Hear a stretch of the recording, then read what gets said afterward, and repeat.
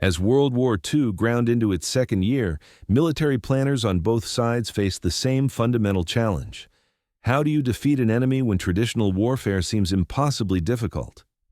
For Nazi Germany, the problem was Britain, an island fortress protected by the English Channel, unreachable by Hitler's fearsome panzer divisions.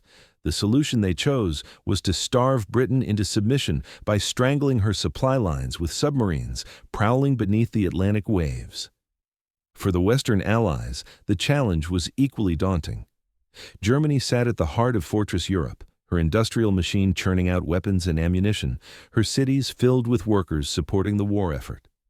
With no Allied armies on the European mainland for the first years of the war, how could they strike at the German heartland? The answer they embraced was strategic bombing. Massive aerial bombardment designed to destroy Germany's capacity to wage war and break the will of her people. 2 campaigns, 2 very different approaches to warfare, both promised to be decisive, both would exact terrible costs in blood and treasure, but which one actually proved more effective in helping win the war? That's the question we're exploring today. The birth of strategic bombing. The concept of strategic bombing was relatively new. During the First World War, Germany had launched Zeppelin raids against London, but these were more terror attacks than systematic campaigns. By the time World War II began, military theorists had developed grand visions of what air power might achieve.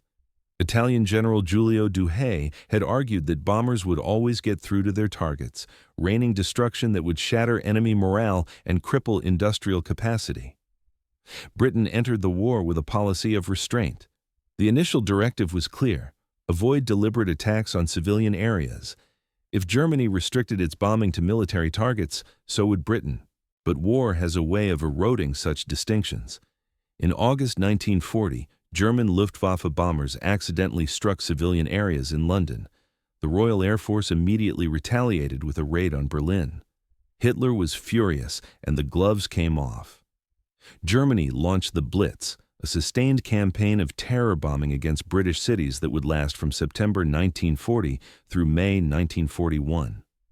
The Blitz failed to break British morale, but it taught both sides lessons about strategic bombing. Britain, particularly, drew a conclusion that would shape the rest of the air war. If you couldn't precisely hit specific targets, and if the enemy wouldn't surrender from bombing alone, then perhaps the answer was simply to bomb on a massive scale, targeting entire industrial areas and the workers who lived there. By early 1941, Britain's Bomber Command was beginning to receive a new generation of heavy bombers. The short Stirling, and soon after, the Handley Page Halifax, could carry bomb loads up to 18,000 pounds, 4 times what earlier aircraft managed. These were serious weapons, aircraft that promised to deliver real punishment to German industrial centers. The initial plan was what we might call precision strategic bombing: target-specific infrastructure, oil refineries, ball-bearing factories, railway marshalling yards, power plants. Cut Germany's capacity to wage war by destroying the sinews that held her war machine together. It was a logical approach, one that made perfect sense on paper. There was just one problem. British bombing was breathtakingly inaccurate. The accuracy problem. In August 1941, a secret study commissioned by the British government delivered devastating news. Over the crucial Ruhr industrial area, the heart of Germany's war production, only 10% of British bombers were getting their bombs within 5 miles of the intended target. 5 miles. That's not missing by a few hundred feet or even half a mile. That's bombs falling in entirely different neighborhoods, different towns sometimes, from where they were aimed. The reasons for this appalling inaccuracy were numerous. Navigation in the dark was extraordinarily difficult, with crews relying on dead reckoning and whatever landmarks they could spot through clouds and darkness. The primitive bomb sites of the era worked reasonably well in daylight under ideal conditions, but were nearly useless at night. German air defenses forced bombers to fly at higher altitudes and take evasive action, further destroying any hope of accuracy. And always there was weather. Clouds, rain, fog, and industrial haze obscuring the ground below. Making matters worse, German air defenses were taking a terrible toll. Searchlights stabbed up through the darkness, radar-directed flak batteries threw up walls of exploding steel, and Luftwaffe night fighters prowled the bomber streams. By late 1941, loss rates had climbed to 10% per mission. For bomber crews, this was a death sentence. The mathematics were brutal. If you had a 10% chance of being shot down on each mission, and you had to fly 30 missions to complete a tour of duty, your chances of survival were vanishingly small. Something had to change. The Royal Air Force High Command made a decision that would prove controversial for decades to come. If precision bombing was impossible, they would abandon precision entirely. Instead, Bomber Command received new instructions: undertake area bombing. It was a euphemism for what we would call carpet bombing today, the deliberate targeting of entire sections of a city, regardless of whether the buildings below contained war factories or civilian homes. The official directive from the Air Ministry was chilling in its frankness. The aim was the destruction of the morale of the civilian population, and in particular of the industrial workers. This wasn't collateral damage anymore. The deaths of German civilians had become not just acceptable, but intentional, a means to an end. Enter Bomber Harris. To lead this new campaign, the RAF appointed Air Marshal Sir Arthur Harris as Commander-in-Chief of Bomber Command in February 1942. Harris was a firm believer in strategic bombing, convinced that air power alone could win the war without the need for costly ground campaigns. "There are a lot of people who say that bombing can never win a war," he said. "Well, my answer to that is that it has never been tried yet, and we shall see." Harris liked to quote the biblical prophecy: "They sowed the wind, and now they are going to reap the whirlwind." He was utterly convinced that German morale would crack under sustained bombing, that German workers would stop showing up to factories, that the Nazi regime would collapse from within as cities burned. In spring 1942, Harris staged what amounted to a massive publicity stunt to prove his concept.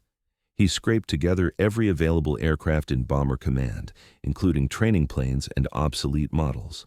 Over 1,000 bombers took off for the German city of Cologne on the night of May 30th. It was the first 1,000-bomber raid, and it overwhelmed Cologne's defenses. Some 600 acres of the city were destroyed. Fire tore through neighborhoods. The death toll reached into the hundreds.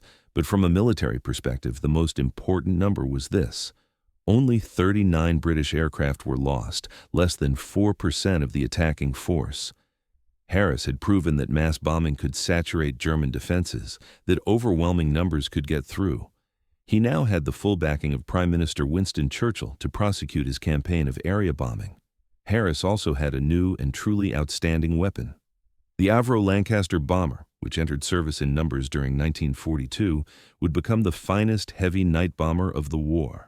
It could carry enormous bomb loads, had good range and ceiling, and was beloved by crews for its toughness and flying characteristics. The Lancaster would be the workhorse of Britain's strategic bombing campaign for the rest of the war. The Americans arrive. By summer 1942, American heavy bombers began appearing at British airfields in increasing numbers. The United States brought a different philosophy to strategic bombing. The Americans had invested heavily in the Boeing B-17 Flying Fortress, a 4-engine heavy bomber bristling with defensive armament.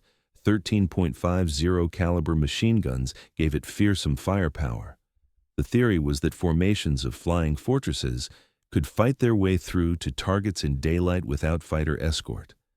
More importantly, American B-17s were equipped with the highly secret Norden bombsight, a technological marvel that supposedly allowed bombing with unprecedented accuracy from high altitude. American doctrine called for precision daylight bombing of specific targets: aircraft factories, oil refineries, ball-bearing plants. The Americans believed they could surgically strike at the key nodes of Germany's war economy while avoiding the mass civilian casualties that characterized British night bombing. In August 1942, the Americans put their theory to the test. 12 B-17s attacked railroad marshalling yards near Rouen in France. It was a milk run, a relatively easy target against light defenses. The bombers returned without loss. American commanders declared it proof that daylight precision bombing could work. The British were skeptical. They'd tried daylight bombing early in the war and paid a terrible price, but the Americans were confident, and that winter the two allies agreed to combine their approaches. The Americans would bomb by day, hitting specific industrial targets. The British would bomb by night, carpet bombing German cities. Together, they hoped the campaign would be so devastating it might force Germany's surrender without the need for a ground invasion. The combined bomber offensive begins. In March 1943, the combined bomber offensive began in earnest. British planes took off for the industrial city of Essen in the Ruhr Valley. High-speed Mosquito light bombers went in first, dropping marker flares to highlight the target area. Then, a force of nearly 450 Lancasters swept over the city, dropping thousands of bombs. The German defenses were overwhelmed. Only 14 British aircraft were shot down, a loss rate just over 3%.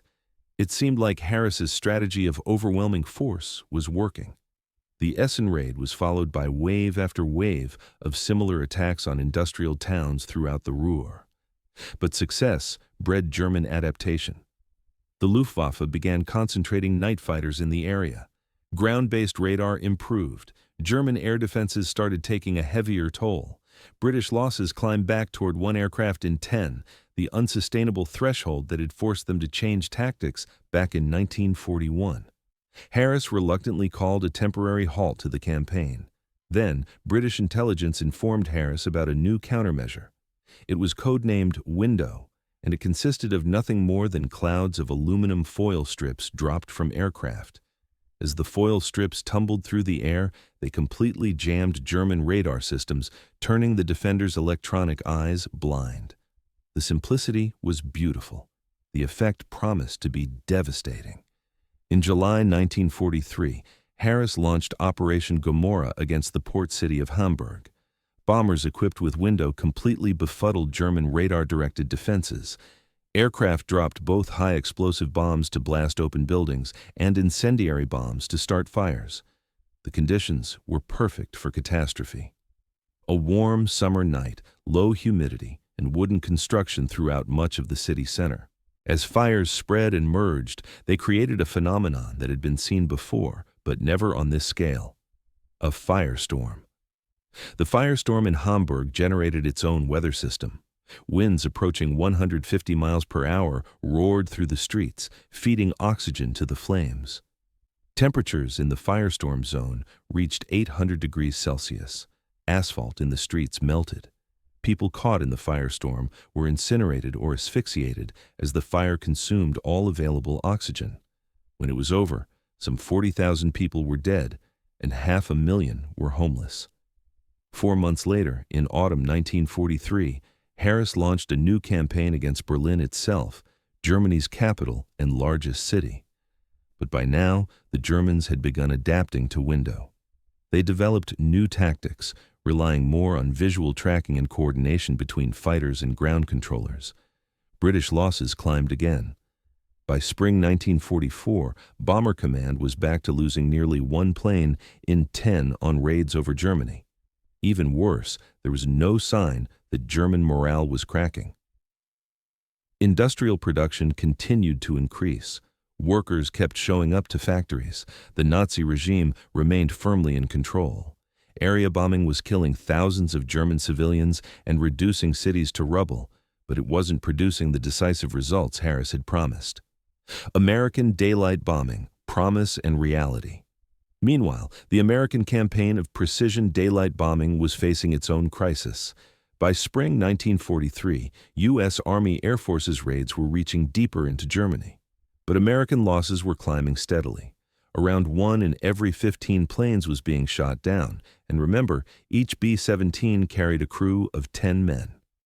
In August 1943, American commanders launched an ambitious double strike against ball-bearing factories in Schweinfurt and aircraft plants in Regensburg, both deep in southern Germany, far beyond the range of American escort fighters.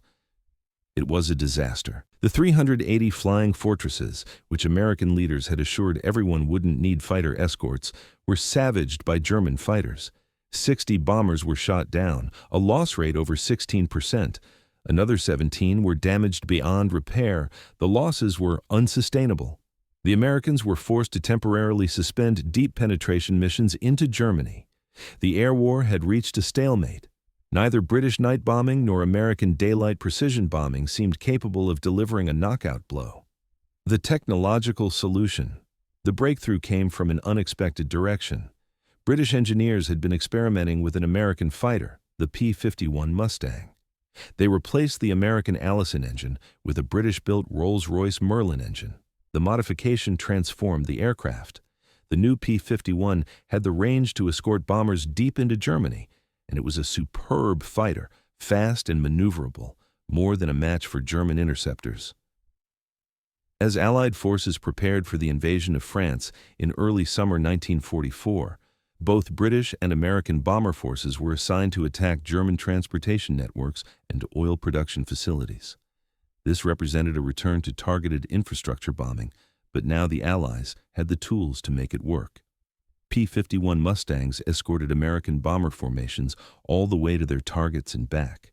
The results were dramatic. German fighter losses soared. As the Luftwaffe's fighter force bled away, defending the Reich, it weakened the German ability to contest Allied air superiority over the invasion beaches in Normandy. Attacks on oil production facilities cut deeply into German fuel supplies.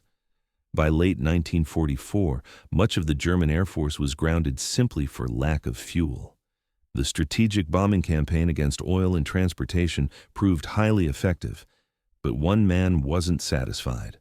Arthur Harris remained obsessed with the idea that ever more devastating area bombing could force Germany's surrender. In late 1944 and early 1945, British bombers returned to carpet-bombing German cities with a vengeance. Then came Dresden. In February 1945, Harris authorized attacks on Dresden, a historic city with virtually no military significance. The city was filled with refugees fleeing the advancing Soviet armies from the east. Harris seems to have given no thought to civilian casualties. British and American bombers struck in waves, creating another massive firestorm. Some 25,000 to 35,000 people died, though early post-war claims inflated the number far higher. Dresden was a raid too far. Even Winston Churchill, who had backed Harris throughout the war, began to distance himself. Questions were finally being asked about the morality and efficacy of area bombing. Whatever strategic bombing had achieved, it had been purchased at a horrific cost. Some 5,000 to 600,000 German civilians had been killed. Allied bomber crews suffered terrible losses too. Roughly 160,000 American and British airmen were killed in action, with 60% of RAF bomber command crews failing to survive their operational tours. The U-boat threat. While bombers droned over Germany, a very different battle was being fought in the cold waters of the Atlantic Ocean. For Germany, the problem of attacking Britain had always been straightforward. Britain was an island nation that imported roughly half its food and most of the raw materials needed to wage war. Cut those supply lines, and Britain would starve. Her war industries would grind to a halt. Her armies would run short of ammunition and equipment. Germany couldn't challenge Britain's surface navy in a straight fight. The Royal Navy was simply too powerful, too numerous. But beneath the waves, Germany possessed a weapon that had nearly brought Britain to her knees in the First World War, the submarine, or U-boat. At the start of World War II, Germany had only 57 submarines, and only 22 of those were ocean-going types capable of operating in the Atlantic. But what the U-boat force lacked in numbers, it made up for in training and tactics. German submarine crews were among the best in the world, veterans of intensive training that taught them to operate their boats as stealthy hunters. The Type 7 U-boat, which would form the backbone of Germany's submarine fleet, was a marvel of engineering. Displacing about 750 tons, it could dive to depths of 700 feet, travel at 17 knots on the surface, and carry 14 torpedoes. Its greatest advantage was stealth. A U-boat running on the surface at night presented an almost impossible target for detection, its low silhouette blending with the waves. In the early months of the war, German U-boats began to take a toll on British merchant shipping. They would stalk convoys, wait for darkness, then surface to attack. Often they would use their deck guns to sink smaller vessels, saving torpedoes for larger, more valuable targets. By the end of 1939, over 100 Allied merchant ships had been sent to the bottom. Britain's response was to organize merchant ships into convoys protected by naval escorts, but there was a severe shortage of escort vessels. Many convoys sailed with minimal protection, sometimes just a single corvette or an armed trawler for dozens of merchant ships. British naval commanders remained complacent, believing they had the technology and tactics to contain the U-boat threat. They were about to be proven catastrophically wrong. The happy time. In June 1940, France fell to German forces. For the Battle of the Atlantic, this changed everything. German U-boats suddenly had access to French Atlantic ports: Brest, Lorient, La Pallice, Saint-Nazaire, and Bordeaux. These bases were some 450 miles closer to the main Atlantic convoy routes than German ports on the North Sea. U-boats could spend more time on patrol, less time in transit. The effective size of Germany's submarine fleet essentially doubled overnight. Admiral Karl Dönitz, commander of the U-boat arm, now had the opportunity he'd been waiting for. He organized his submarines into what he called wolf packs. A group of U-boats would be strung out across a likely convoy route. As soon as one submarine spotted a convoy, it would report the position to U-boat headquarters, then shadow the convoy. Dönitz would vector other submarines to the location, and the pack would attack together, usually at night on the surface where U-boats were fastest and hardest to detect. From June 1940 through March 1941, German U-boat crews called it the happy time. British convoy escorts were overwhelmed. Merchant ships were sunk faster than they could be replaced. In some convoys, 40% of the ships were lost. Top U-boat commanders like Günther Prien, Joachim Schepke, and Otto Kretschmer became national heroes in Germany, their patrol reports detailing ship after ship sent to the bottom. Britain was paying dearly for years of inadequate preparation. The nation faced a genuine crisis. If shipping losses continued at this rate, Britain would run short of food, fuel, and war materials. The island fortress might be starved into submission without a single German soldier setting foot on British soil. The tide begins to turn, but slowly, painfully, Britain began to adapt. A crash-building program started producing corvettes, small anti-submarine escort vessels that could be built quickly and in large numbers. For the first time, Britain could assign permanent escort groups to protect convoys. These escorts were slow, with a top speed of just 15 knots, 2 knots slower than a surfaced U-boat, but at least convoys now had dedicated protection. Aircraft proved crucial. Coastal Command patrol planes were equipped with depth charges. They couldn't cover the mid-Atlantic yet, but they could patrol the approaches to Britain and force U-boats to dive when approaching or leaving their bases. A U-boat forced underwater lost much of its effectiveness, traveling slowly and blind. Then came a series of technological breakthroughs that would eventually decide the Battle of the Atlantic. In early 1941, British scientists developed centimetric radar, a new type of radar small enough to be fitted to escort ships and aircraft. For the first time, a surfaced U-boat could be detected by radar, rendering useless the wolfpack tactic of attacking on the surface at night. Several months later came Huff Duff, a high-frequency radio direction finder. Whenever a U-boat surfaced to transmit a radio report to headquarters, Huff Duff could pick up the signal and determine the submarine's exact position. U-boats were no longer invisible hunters. They had become prey that revealed its position every time it communicated.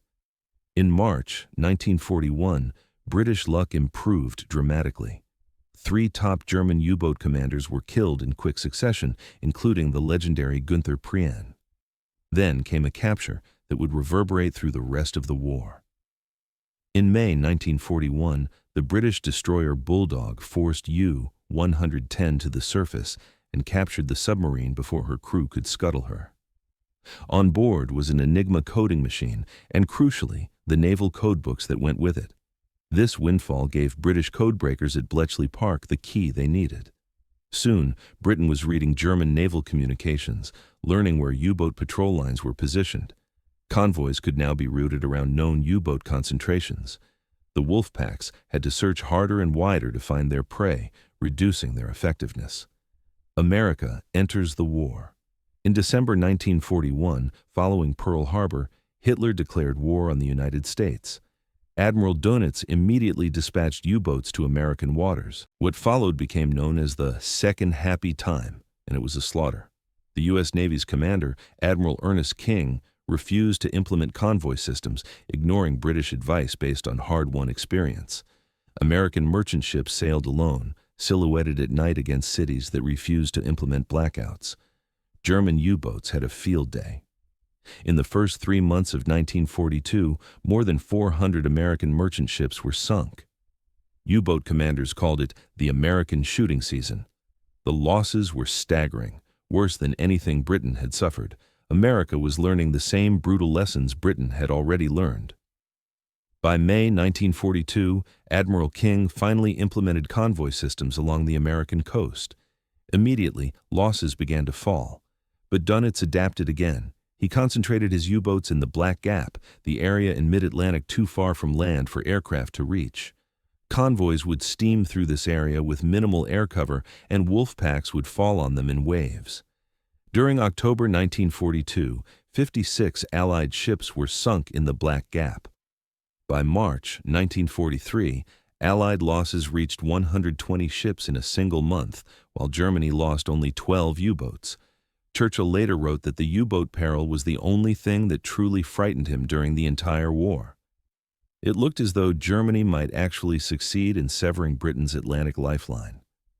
May 1943. The turning point. But in May 1943, everything changed. The Allies had been building up their anti-submarine forces for months. Britain brought in Admiral Max Horton, a former submarine commander who understood exactly what the U-boats could and couldn't do. He organized fast support groups that could rush to assist any convoy under attack. New weapons came online. The Hedgehog, an anti-submarine mortar that fired 24 bombs in a pattern ahead of the attacking ship, proved far more effective than depth charges dropped over the stern. Allied aircraft were fitted with the Lee Light, a powerful searchlight that could be switched on at the last moment as an aircraft swooped in on a surfaced U-boat, catching it by surprise before it could dive. The Americans introduced the escort carrier, small carriers that could accompany convoys and provide continuous air cover even in mid-Atlantic. Long-range B-24 Liberator bombers, modified for extended range, finally closed the Black Gap. Now there was no safe haven for U-boats anywhere in the Atlantic. In April 1943, Dönitz ordered an all-out attack on convoy ONS-5, a convoy of 43 merchant ships sailing from Liverpool to Canada. 40 U-boats descended on the convoy. It would be a test of strength, a demonstration that Germany still controlled the Atlantic. The British sent in support groups. Aircraft flew from Canadian bases. The battle raged for 4 days. 11 merchant ships were sunk, but the cost to Germany was devastating. 7 U-boats were destroyed. More importantly, the psychological impact was enormous. U-boat crews realized they were no longer hunters, but hunted. 2 weeks later, Dönitz tried again against another convoy. 5 U-boats were sunk without a single merchant ship lost. During May 1943, a quarter of all operational U-boats were destroyed. German losses were unsustainable. On May 24, 1943, Dönitz recalled his submarines from the North Atlantic. The Allies had won the Battle of the Atlantic. Comparing effectiveness. So which campaign was more effective? The question demands careful examination. Let's start with strategic bombing. The United States Strategic Bombing Survey, conducted immediately after the war, provides crucial data. Allied forces dropped nearly 2.7 million tons of bombs on Germany. They flew 1.44 million bomber sorties and 2.68 million fighter sorties. The losses were staggering: 79,265 Americans and 79,281 British airmen killed, along with more than 40,000 aircraft lost or damaged beyond repair. What did this accomplish? The bombing destroyed 3.6 million German dwellings and killed between 305,000 and 600,000 civilians. But critically, it did not destroy German morale. German workers continued reporting to factories. German industrial production actually increased through most of the war, tripling between 1941 and 1944 under Armaments Minister Albert Speer. Why did production increase despite the bombing? The survey found that Germany's economy was substantially undermobilized until late in the war. Factories had been operating single shifts. Women's participation in the workforce was low. There were substantial stockpiles of materials and excess industrial capacity that could be substituted when facilities were destroyed. Germany proved remarkably resilient under air attack. However, the bombing did achieve several critical effects. It forced Germany to divert enormous resources to air defense. By mid-1944, air defense production accounted for 1/3 of all German munitions output. That's guns, ammunition, aircraft, and personnel that couldn't be used on the eastern or western fronts. Hundreds of thousands of workers were tied up in repairing bomb damage and clearing rubble rather than producing weapons. Most critically, the bombing achieved air superiority. By destroying the Luftwaffe in the air and on the ground, by bombing aircraft factories and oil production, the bombing campaign made D-Day possible. Without Allied control of the air, the invasion of Normandy would have been impossible. The attacks on oil production in particular proved devastating. From May 1944 onward, concentrated bombing of synthetic oil plants strangled German fuel production. By the end of 1944, the German military was running on fumes. Tanks, aircraft, and trucks sat immobile for lack of fuel. The Battle of the Bulge in December 1944 was predicated on capturing Allied fuel supplies, because Germany no longer had adequate fuel of her own. Now consider the U-boat campaign. Germany built 1,162 submarines during the war. Of these, 785 were sunk. The human cost was appalling. 75% of U-boat crew members perished, roughly 30,000 men. The U-boats sank some 2,770 Allied merchant ships, totaling 14.5 million tons. About 72,200 Allied naval and merchant seamen were killed. These losses were severe, but they were not decisive. Britain never came close to starvation. Her war industries never ground to a halt for lack of raw materials. By 1943, American shipyards were producing merchant ships faster than U-boats could sink them. The Liberty Ship program alone produced more than 2,700 cargo ships during the war. More importantly, the defeat of the U-boat campaign had immediate strategic consequences. With the Atlantic secured, massive American forces could be transported to Britain in preparation for D-Day. Some 1.5 million American troops crossed the Atlantic between the defeat of the U-boats in May 1943 and the invasion of France in June 1944. This would have been impossible while U-boats controlled the Atlantic. The human cost. Both campaigns exacted terrible human tolls, but in very different ways. Strategic bombing killed hundreds of thousands of German civilians, people who had no direct role in fighting the war. The firestorms in Hamburg and Dresden, the carpet bombing of dozens of German cities, represent some of the most controversial Allied actions of the entire war. The moral questions are complex. Germany had initiated strategic bombing with the Blitz. German forces had demonstrated utter ruthlessness in their treatment of civilians in Poland and the Soviet Union. The Nazi regime was demonstrably evil, pursuing genocide on an industrial scale. Yet the deaths of German civilians, many of them women, children, and elderly people, remained deeply troubling. Allied bomber crews suffered appallingly high casualty rates. RAF Bomber Command lost more than 55,000 aircrew killed, roughly 44% of all who served. The average age of these men was 22. American losses were proportionally lower but still severe, with roughly 26,000 killed in the strategic bombing campaign. These were volunteers, young men who climbed into their aircraft night after night knowing the odds were against their survival. The U-boat war claimed lives in different but equally horrific ways. Merchant seamen torpedoed in mid-Atlantic faced death by drowning in freezing water, by burning in oil fires, or by slow death in lifeboats drifting far from any shipping lanes. U-boat crews trapped in their submarines as they sank faced death by drowning, by fire, or by crushing pressure as their boats descended beyond collapse depth. Few U-boat crew members survived their boats being sunk.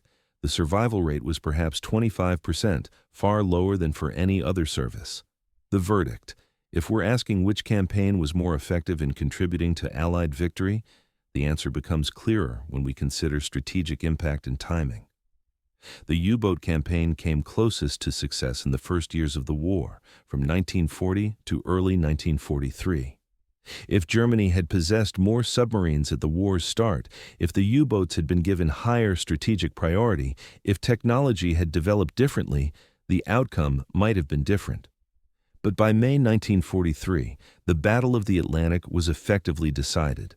U-boats remained a nuisance for the rest of the war, but they were no longer a strategic threat. Strategic bombing was less effective than its advocates hoped, more effective than its critics sometimes admit. Area bombing largely failed in its stated goal of breaking German morale and stopping war production. But targeted bombing of oil facilities and transportation networks, combined with the destruction of the Luftwaffe, made crucial contributions to Allied victory. The bombing campaign tied down German resources, forced impossible choices on German planners, and made the invasion of Europe possible. Neither campaign produced a quick, decisive victory on its own. Both were part of a larger Allied strategy that included ground campaigns, naval blockade, and economic warfare. But if forced to choose which was more effective in contributing to German defeat, the edge goes to strategic bombing, particularly in its final phase when it focused on oil and transportation. The U-boat campaign, for all its early success and despite the genuine threat it posed, ultimately failed to achieve its strategic objective. Britain was never starved into submission. American forces were able to build up in Britain for the invasion of France. Once defeated in May 1943, the U-boat force never recovered its effectiveness. Strategic bombing, conversely, grew more effective as the war progressed. The development of long-range escorts, the achievement of air superiority, and the concentration on oil and transportation targets in 1944 and 1945 had devastating effects on Germany's ability to continue fighting. By early 1945, Germany's economy was in virtual collapse, her forces increasingly immobile, her capacity to resist crumbling. The tragedy is that both campaigns might have been prosecuted more effectively. If strategic bombing had focused earlier on oil and transportation, if area bombing of cities had been abandoned sooner, the results might have been achieved at lower cost in both Allied aircrew and German civilian lives. If the U-boat force had received higher priority in pre-war planning, if Germany had begun the war with several hundred submarines rather than just 57, the Atlantic battle might have been lost. Conclusion: war is ultimately about achieving strategic objectives, and both campaigns must be judged on those terms. The U-boat campaign sought to strangle Britain's supply lines and force her out of the war. It failed. Strategic bombing sought to destroy Germany's capacity to wage war and enable an invasion of the continent. It succeeded, though not in the way its advocates originally envisioned. Both campaigns demonstrated the limits of single strategies. Neither bombing alone nor the U-boat campaign alone could force an enemy's surrender. Wars are won by combined arms, by the integration of air, sea, and land power, by attacking the enemy on multiple fronts simultaneously. The lessons learned in these campaigns shaped air and naval warfare for decades to come. Strategic bombing remained a central component of military doctrine throughout the Cold War. Anti-submarine warfare techniques developed in the Atlantic were refined and improved for use against Soviet submarines. The basic questions both campaigns addressed, how to project power over long distances, how to attack an enemy's industrial capacity, how to control vital sea lanes, remain relevant today. For the men who fought these campaigns, the young bomber crews who flew into the night over Germany, the merchant seamen who sailed in convoy across the frigid Atlantic, the submariners who hunted beneath the waves, the question of which campaign was more effective would have seemed abstract. They were fighting for survival, theirs and their nations. In that fight, both campaigns played crucial roles in securing Allied victory. If you found this exploration of World War II history valuable, Please consider subscribing to the channel and hitting that like button. It helps us continue bringing you detailed, well-researched content about this defining conflict. Thanks for watching, and I'll see you in the next video.